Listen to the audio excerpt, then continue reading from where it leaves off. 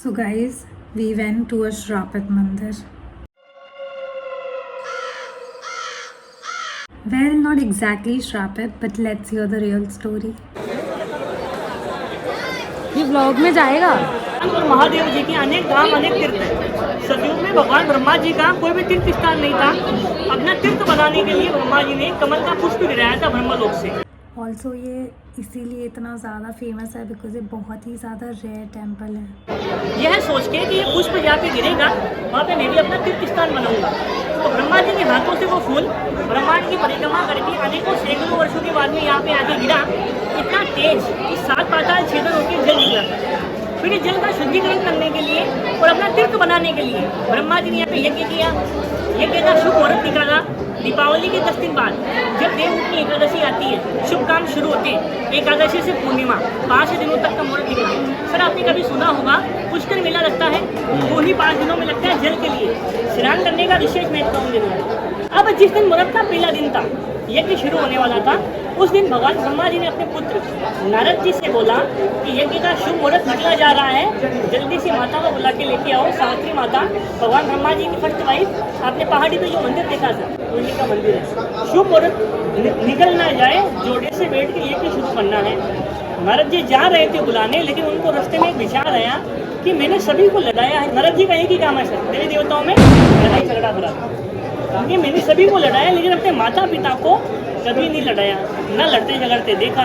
अगर आज अपने घर में माता पिता को नहीं लगाऊं तो मेरे को नारद कौन बोलेगा, मेरे को ख्याति कैसे मिलेगी। ये विचार करके अपनी माता सावित्री जी को जाके गलत मुहूर्त बता दिया। क्या विलम्ब से आइएगा, शुभ मुहूर्त में अभी विलम्ब है।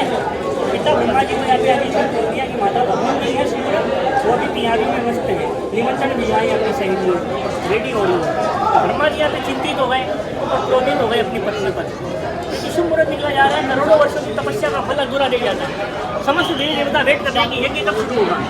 भगवान ब्रह्मा जी ने क्या किया, अपनी माया से, अपने तपोबल से सेकंड वाइफ गायत्री माता को प्रकट किया। कैसे प्रकट किया, अपने 2 द्वारपालों को आदेश दिया कि नगर में कोई भी कुंवारी कन्या मिले उसको लेके आना, वे उससे विवाह रचा के यज्ञ शुरू करना। इंद्रदेव और कुबेर भगवान यहाँ से 9 किलोमीटर दूर जाते हैं, वहाँ से गुजर जाते कि कन्या होती है, उसको लेके आए। फर्स्ट वाइफ आई एंड उन्हें श्राप दे दिया कि आज के बाद उनकी पूजा कोई भी नहीं करेगा and this is what happened. हो गया, अपनी गलती मानी, ब्रह्मा जी ने हाथ जोड़ लिया।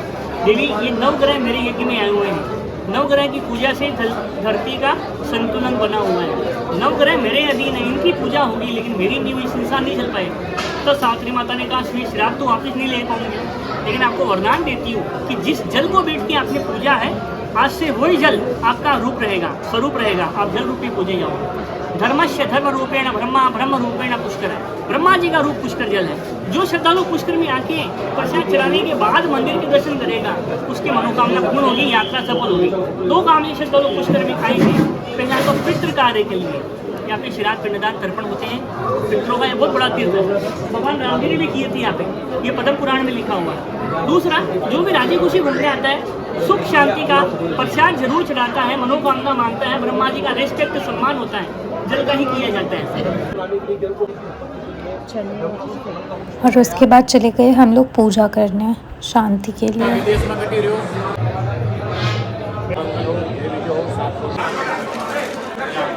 एंड देन हम फाइनली गए ब्रह्मा मंदिर, पर यहाँ पे फ़ोन्स अलाउड नहीं है। उसके बाद हम फाइनली गए शॉपिंग करने। पहले हमने थोड़ा एक्सप्लोर किया एंड देन ऑब्वियसली शॉपिंग करना इज़ अ मस्ट। पूरा दिन इतना एक्सप्लोर करने के बाद हमें लगी भूख, तो हम आ गए फाइनली मैगी खाने with hot coffee obviously. And that's it for this video. See you soon.